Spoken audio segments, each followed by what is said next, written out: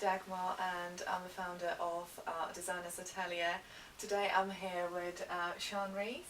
D'SHÂN REES is an author of a book called Assertion Training. She's also a founder of Living Excellently. She's a style and life coach, and also personal and professional trainer and facilitator.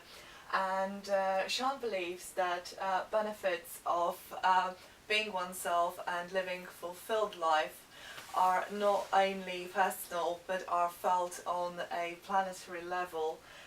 Would you be able, D'SHÂN, to let us know a bit more about that?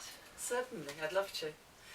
I guess my passion is helping people to really show up and be themselves. Everybody is unique, clearly. Everybody has a unique blend of skills, talents and abilities. Sadly, many people don't show up in the world with that unique blend.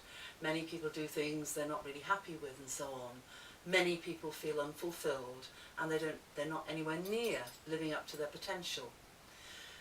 That's sad for the individual, and as you implied, it's also sad for the rest of the world. Because I think that the world needs everybody's uniqueness. I happen to believe that if everybody brought their uniqueness to the world in full, or even partly, the world would be a more peaceful and a more harmonious place. Okay. And I believe that that is something that is very, very important. And that's what I help people with. And I can tell you more about that when you want to know. Yeah, wonderful. Well, you kindly accepted to come and speak at Transformative Art of Design and Philosophy at Evening that we've devoted to Gandhi. Would you be able to let us know what made you choose the name of your talk and how you resonate with what you've chosen? Well, the name of my talk was Be the Change. So that's very much in line with what I've just said. I think that everybody needs to be the change that they want to see in the world, because it has to start with the individual. Gandhi is obviously a very, very good example. He wanted to see peace in the world, and that's his life is an example of him attempting to do that. And he was very much, one of the attributes of Gandhi, which I think is most important, is he was true to himself. And he followed the philosophy of ahimsa, which is actually about being truthful to yourself, being authentic. Yeah. And again, as I said before, I think if everybody did that, that would be absolutely amazing, and the world would be a more harmonious and peaceful place. So I chose it because I just think that that's a kind of starting point really for everybody, or can be, rather than sort of say, oh, I wish that, and I wish that, and I wish such and such would do, so-and-so would do such and such. Then why not start with doing it yourself? Why not start taking responsibility and actually being that way yourself? And then if everybody does that, then clearly it'll add up, and the world, as I say, will be a better place. So, for example, do people really know what their values are? Are people really clear about what their values are? It's very important to know what your values are. So if you don't know what your values are, how can you actually live by your values? And Gandhi obviously was very clear about what his values are. So again, he's to drive our life purpose. Yes. How can one actually know what one's meant to do if one doesn't know what one's values are? And even minute by minute, one can use what one's values are to make decisions in life. So that if you know that peace is a value, say, then you might know that it's very important for you to live in a peaceful area and not have lots of noise, to take a very simple example.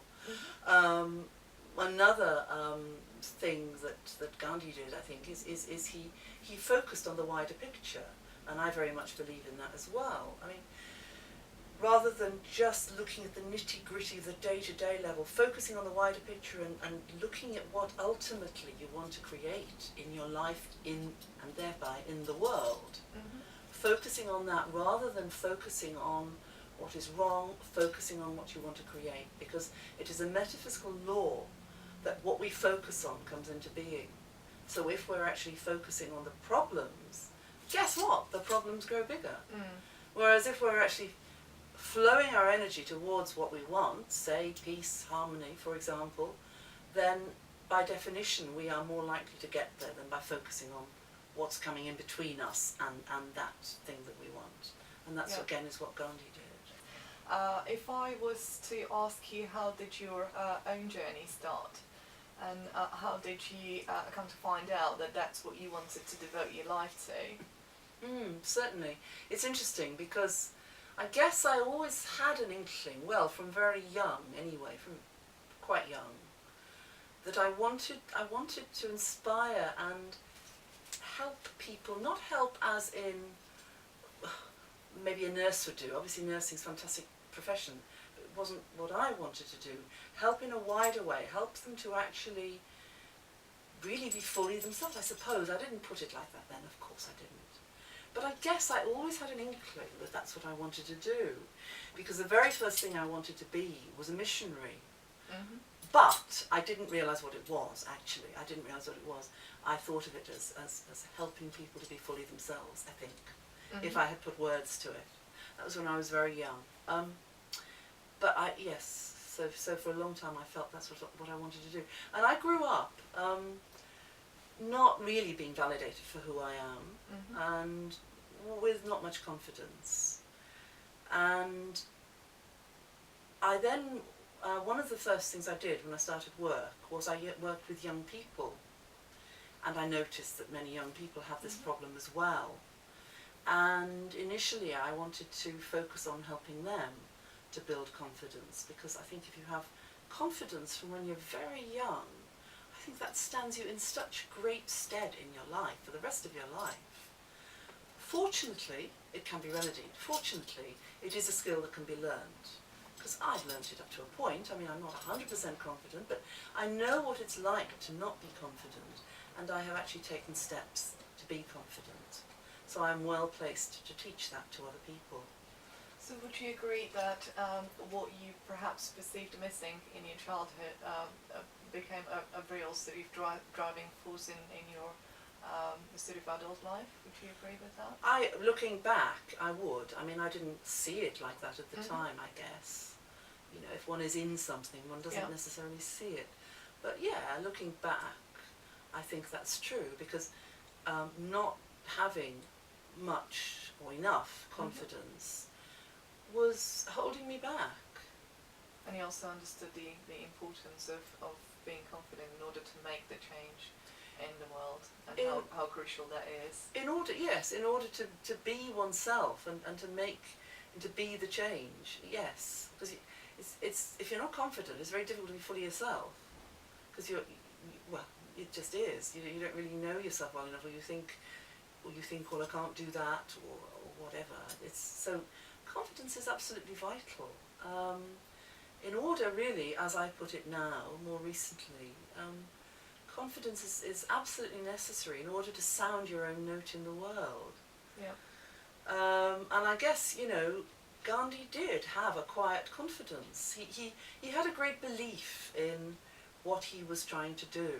He was also quite revolutionary in his own self-expression. He was. Obviously quite atypical in comparison to other politicians of that particular era. Yeah. Yes, he was, but I don't think I can't say this for definite, but my feeling is he didn't start out to be a revolutionary. He was simply expressing who he was, and through that expression, doing what he felt was necessary to be done in the world, what he felt passionate about. I don't think he sat down and said, "Oh, I'm going to be a revolutionary." I think it was quite interesting because obviously that his own image had evolved over the time, and for example, when he came to London to study, his idea at that time was to become an English gentleman, and obviously the way he evolved, that image that he perhaps thought for himself was suitable at the time was very different from the image that he had created for himself at his late stage in adult life. So obviously it is a journey. Well, I think most people are conditioned to a greater or lesser extent, and they're conditioned by what they know and by what their environment, their parents and so on. And people know certain things to start off with in life, don't they? They can't know everything. So I guess that for Gandhi, this was something to be aspired to, you know, becoming an English gentleman from his background, his environment. Conditioning, yeah. Mm-hmm. But when he explored further and got more to know himself, and he realised... More about his values again. And more about his values, mm-hmm. one of which, of course, is vegetarianism. I think that I assume that he discovered that that's not really what fitted him at all, that wasn't really of importance to him. But of course, mm-hmm. not everybody gets there. I mean, many people live their whole lives through their conditioning. Many people do this. And I think if they do... Well, live somebody else's lives. And yes, living somebody else's lives, in effect. I mean, as that happens, which sadly it does a lot, I think, then people aren't really happy. They may be superficially getting on okay, you know, and they may be even a success in what they do in their lives. You know, they may be successful in what they do, but it's unlikely that they're really happy deep down. And usually, in my experience, usually people feel that there's something missing, that they're not fulfilling themselves and they're not maybe making their unique contribution to the world. Would you agree that we're the most powerful when we're true to ourselves? Absolutely, absolutely. But then again, you see, a lot of Why people... many people are scared of that? Yeah, well... How many people are scared of being themselves? Exactly, absolutely.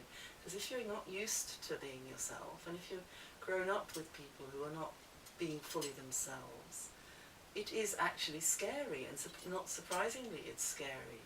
I mean, you may have noticed, I've certainly noticed, that people can feel threatened by people who are in their own power, to an extent, who have a certain sense of confidence and a certain sense of who they are.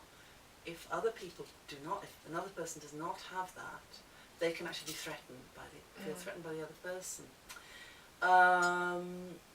So one has to learn to communicate in a way that's less likely they do feel threatened, perhaps. But then I think now that we are going more and more towards more and more people recognising that people have more in common than they do differences. People have more in common than they do differences, and that, you know, cooperation is where it's at. Cooperation and collaboration is where it's at. I mean, look at the Occupy movement that's going on at the moment, and I think that people are realising that, you know, if we get together, we can actually be powerful and fulfil what we want to fulfil in the world.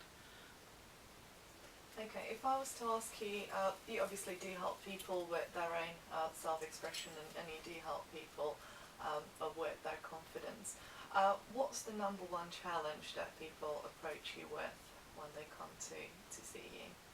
Well, it has to be really that they don't believe in themselves. They don't actually believe that they're worthwhile. They don't actually believe in their uniqueness. And that can be due to messages given as a child, often is, of course. Mm-hmm. Negative messages given as a child, and as children we're so vulnerable.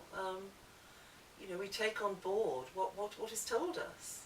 I mean, as it's been proven, you know, even in the womb, the fetus reacts to negativity already. So a child, if a child grows up being given negative messages in even if they're not directly negative, it might be in a negative environment. Mm-hmm. Clearly it's going to have an effect on them, and they're going to feel, well, who am I? And I'm not worth anything, my opinions are not worth much. And I mean, I won't say this because nobody's going to listen to me, it's not that important. I'll just go along with what everybody else thinks. But that's not a comfortable place to be. That's not a comfortable place to be. It's not a happy place to be. It's a frustrating place to be. Would you agree that sometimes we almost need or must experience something unpleasant for us to take a charge and be willing to do something about, let's say, the arrangement? So from a research that I have done, I've noticed that there was a major change after a major breakthrough after a very unpleasant, for example, incident. Would you say that in your own life, have you experienced sort of like real breakthroughs based on something that you perceived unpleasant at the time? Did that help you to make the change? Yeah, definitely. I think I can probably say that would relate mostly for me to relationships, any relationships with anybody, because I grew up with no depth of relationship with the people who were around me, my parents. Nothing awful happened, but there was no depth of relationship. I was not known. Known. This is true for many people. This is not unusual, but this was my experience. I was not known to any extent, really, I would say. As I have, it's through the years that I have lived, I have felt hurt by people who have not understood me, because that for me, it has been a trigger point. Yeah. So that has been one of my learnings. That has been one of the ways that I have learnt lots. So it's not been one incident. It's been many incidents of maybe misunderstandings between myself and other people. And I have learned a lot from that. I have learnt strength. I have learnt resilience. I have learnt not to take things personally. A whole load of stuff. Lots and lots and lots and lots. That's what comes to mind when you ask that question, actually. That would be the area that I've learnt most from. So it's not just one specific incident, it's a series of situations. Because I used to take things very personally, and now, for a long time I've realised that, other people have their things too, and they sound a bit obvious, but I think maybe it's also to do with, I don't know this, but it could be to do with growing up as an only child. Could be. So I didn't have that sort of experience directly when I grew up, because there was no one there to have it with, except my parents. Yeah. So. In your case, you're saying that it was sort of a series or a small sort of incidents rather than one major sort of incident. As if you remember in Gandhi's life, he perceived a death of his a father, and also because of the circumstances, that it was very powerful, and he felt extremely driven, as there was a huge amount of guilt attached to the situation, if you remember. It's about being ready, isn't it? I remember somebody telling me after one workshop, I came, confidence building workshop, I came just at the right time, exactly the right time. Now I'm ready to make a change. Well, and so that's great. And people can come at another time. It's not exactly the right time. So they may make small changes, but if they happen to come at exactly the right time, they can make really big changes. Yeah. So people evolve in their own time when the time is right for them. Yes. Yeah. Yes. Absolutely. I think so. You can't force somebody to do that. You can't. I mean, it can take years. It can take years and years and years and years. But then again, it can be building blocks, and that's more what I've experienced in my own life. It's like building blocks. I mean, I've worked on myself for many years. The first time, I think, that I realised that I was okay, because I left home thinking I wasn't okay. There was something wrong with me, and I spent some time trying to find out what it was. The first time I realised that was not so was actually Louise Hay, reading Louise Hay. I know lots of people have actually had breakthroughs of at some level, some size of breakthrough through reading Louise Hay. So really, I think what's great to know is that you can learn confidence. It is a skill. It's not like, oh my goodness, I'm not confident, oh dear, that's it. It is a skill that can be learnt over time.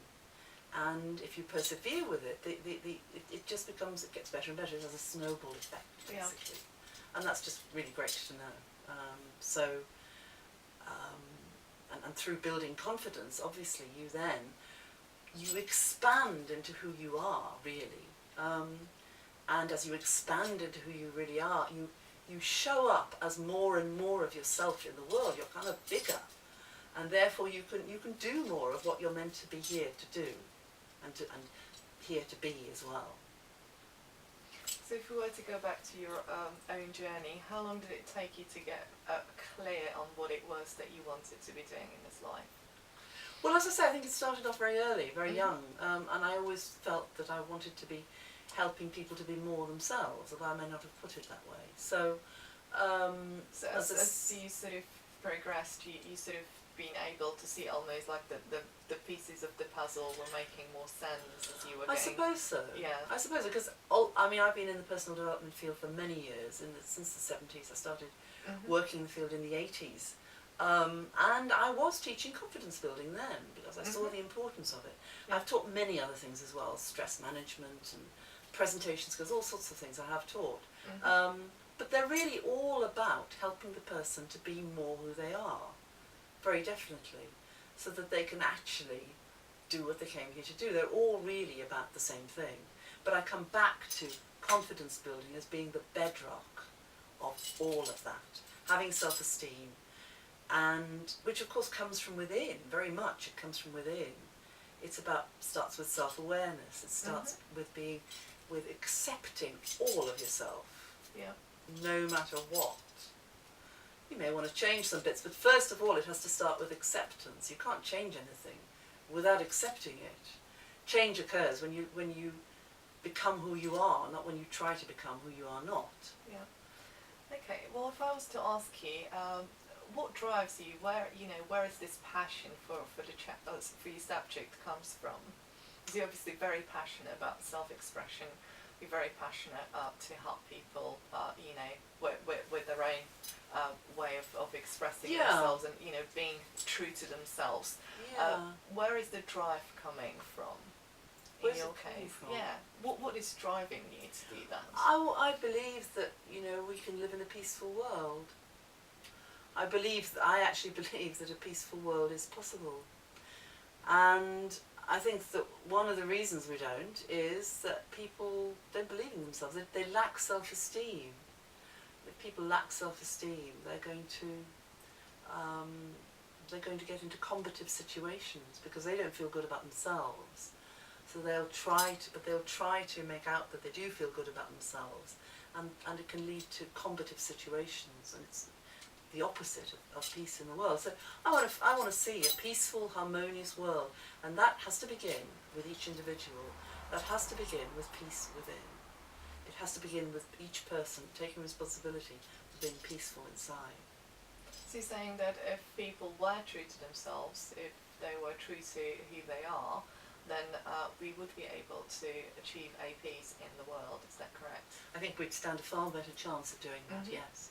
Because people wouldn't be conflicted in themselves. If people were happy with who they are, then they wouldn't be conflicted inside themselves. And therefore they would be more peaceful, and by definition we'd live in a more peaceful world. So the unhappiness, according to you, comes from people being conflicted with themselves, as they're not true to themselves? Yes, absolutely, definitely. And not really knowing, in some cases, not really knowing what their true path is. And in some cases knowing what their true path is, but not feeling confident enough to put that into practice and to show up in the world. So everybody has an inner voice. They do, yeah. How would you perhaps encourage people to pay a bit more attention to their inner voice? Because obviously, if they do not pay attention to their inner voice, whatever is happening will escalate to the point where, change more or less might be inevitable. So, I think it's very important to have quiet time every day. Very important. I do that. I'd like to create more, but anyway, I do have some. Whatever it is, whether it's meditating, could be a walk. It could be a walk and being in nature. It could be just sitting very important to have quiet time every day. Time when you're not doing. We are human beings, not human doings after all. What helps me and what I encourage other people to do is to read inspiring sayings, because that can actually help to help for inspiration. I have in my regular newsletter, which I have a sign-up box for on my website.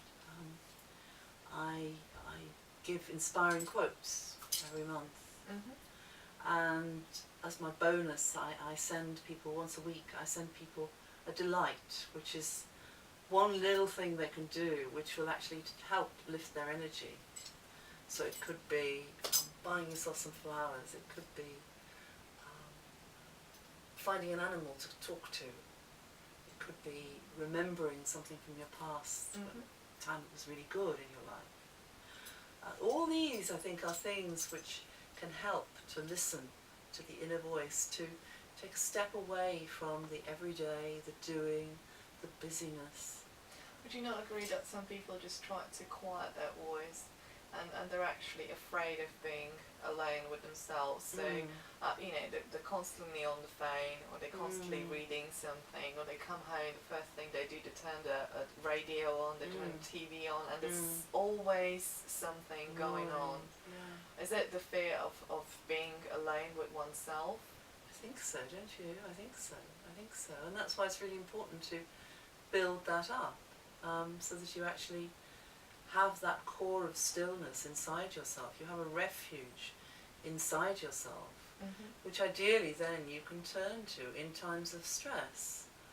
You know, we all come across stress in our lives, and if you have a quiet place inside yourself which you can go to, and then you can access your own wisdom. You can access wisdom coming from elsewhere, from wherever, or whatever your beliefs are, whatever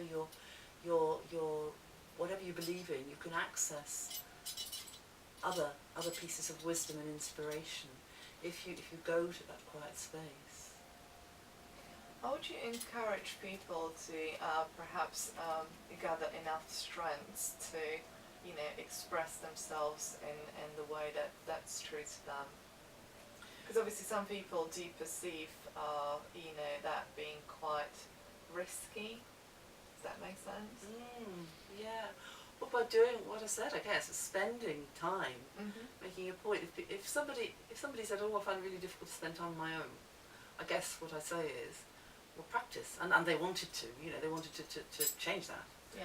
I would say, well, practice spending time on your own, and practice, you know, just I'd probably say just go for a walk, and then you're not actually on your own. You may not have other human beings, but you'll have trees, you'll have maybe dogs, squirrels, you'll have other beings, you'll have flowers, you'll have other live things.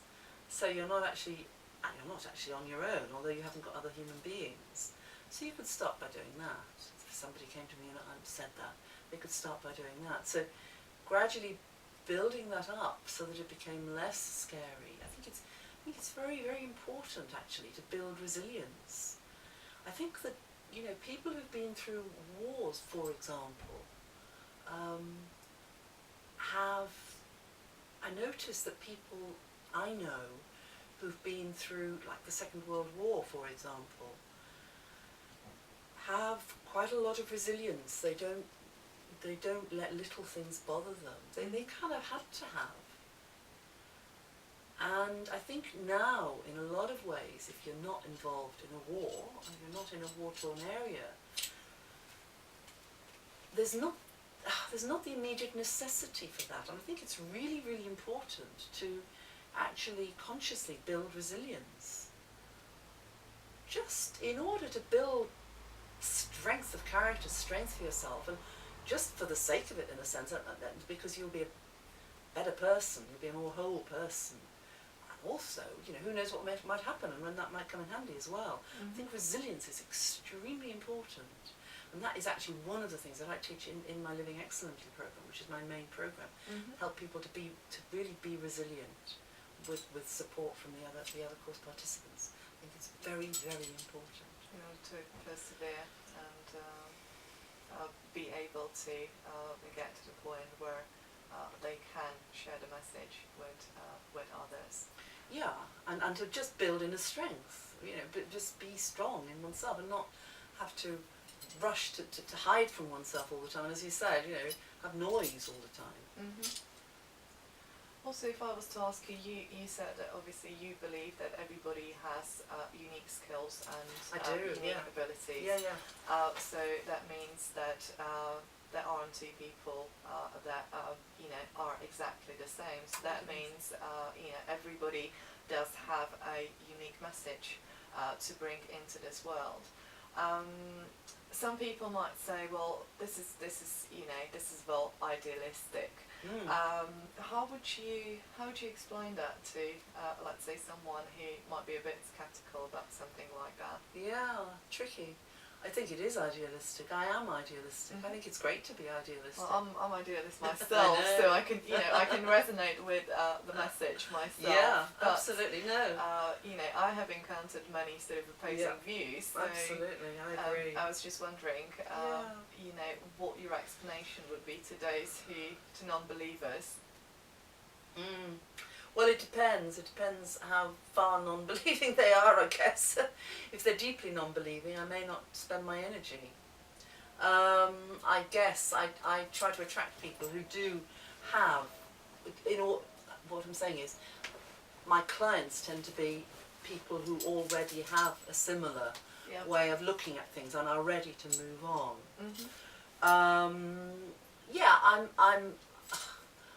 I might try to find out, more about why people feel the way they do, and if they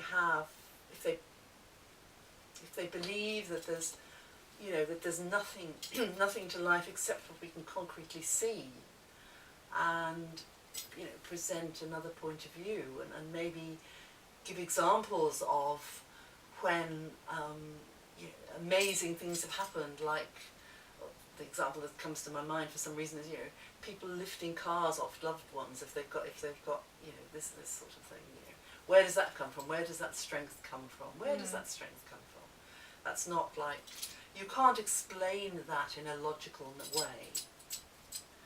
So but to be honest with you, I mean, I tend to more accept people for where they're at in a way. I mean, I don't try and convince people.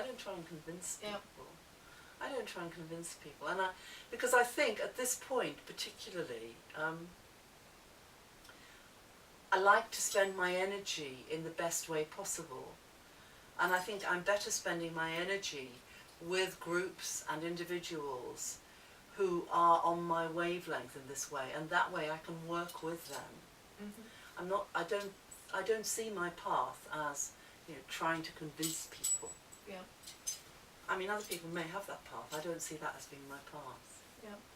I mean, obviously, the invite that you've accepted to come and speak at Transformative Art of Design Philosophy, what we've been doing at the meetings was to explore different forms of self-expression in those that actually brought something unique into this world. Yeah. And we could see sort of the amazing, similarities, and also things that were extremely revealing when it came to, let's say, self-expression through clothing within a space, and how that was connected to one's mission. And it's like a great variety of examples that people tend to be more confident if they express themselves through their clothing. They dress as the dressing reflects who they are, the space reflects who they are. It's an very interesting one, that. I mean, it's two different things, isn't it? There's the space and the clothes, and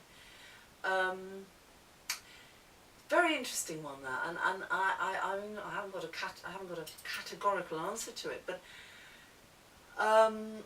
because I notice that one thing I've been noticing recently actually is that some people I know who are artists.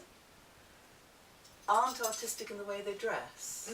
I have noticed that as well. Have you? And I actually found that quite disappointing, because I know quite a few people that work in art.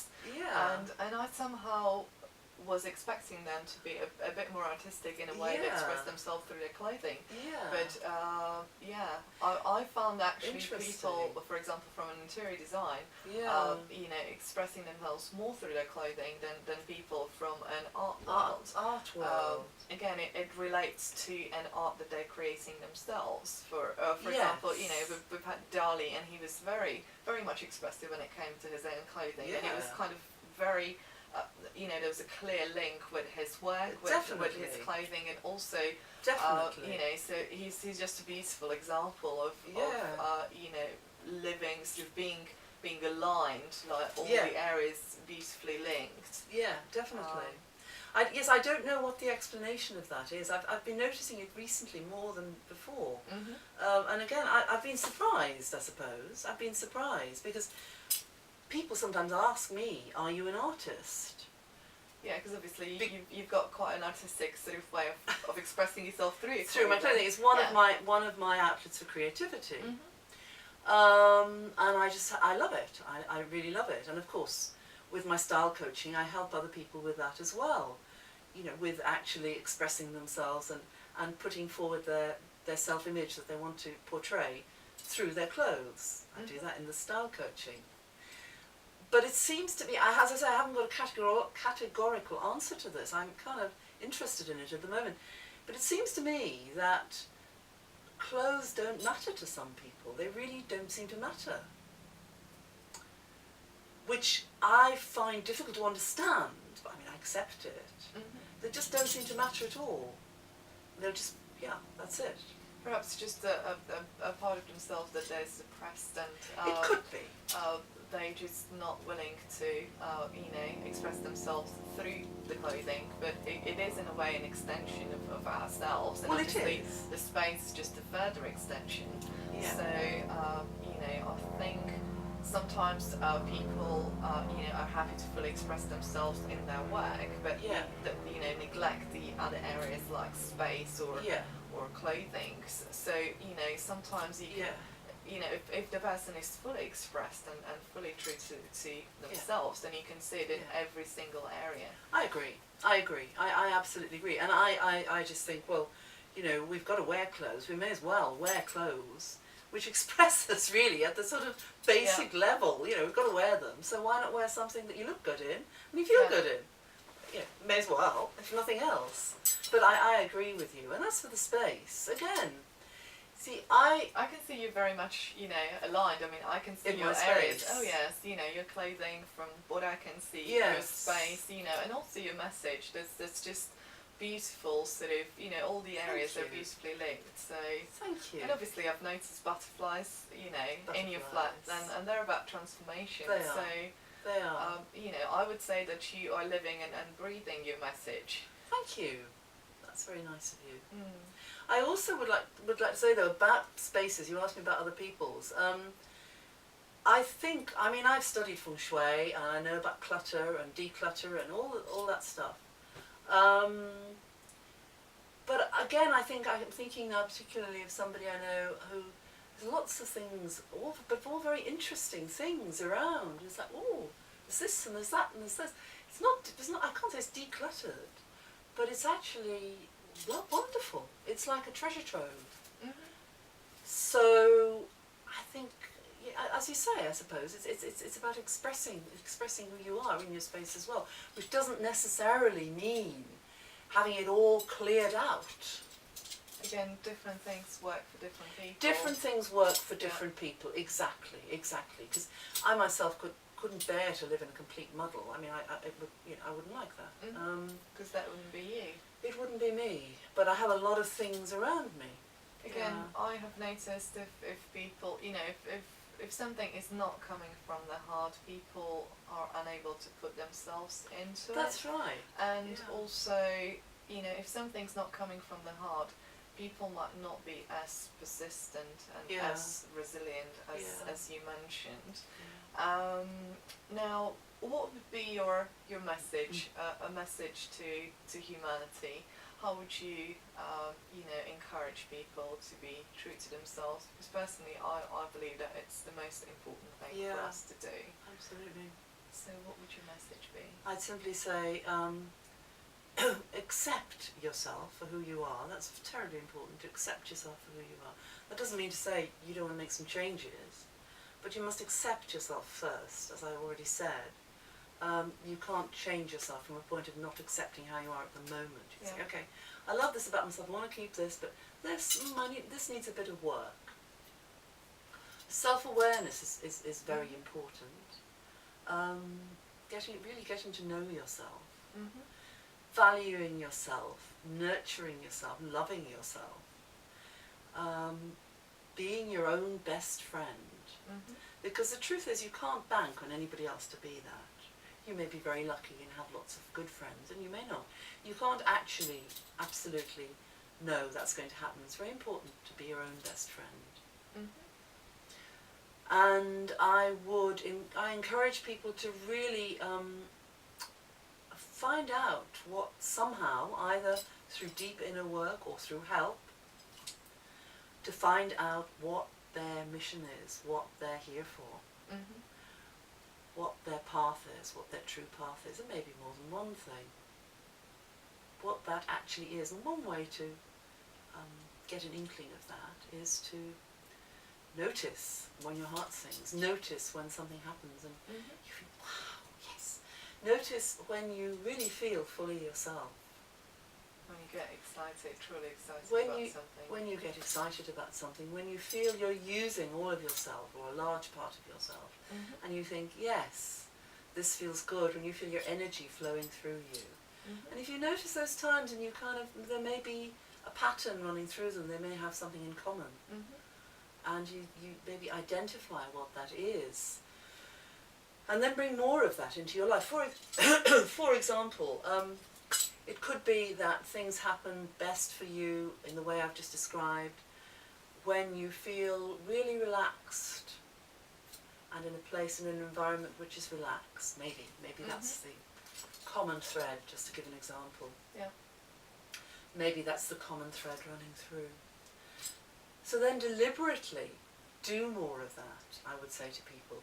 Deliberately take yourself to places where you feel more relaxed. Because by doing that, you will bring more of that into your life, and you will be feeding that part of you, which is the best part of yourself. And it'll have a snowball effect. So you'd say your answer really to people is to connect with who they are, because that's where the answer lies? That could be, that in a nutshell, yes, I think that would be a very good way of putting it. Thank you. Thank you very much for an amazing and inspiring talk. It's been a pleasure talking to you. Thank you, Dagmar. You too.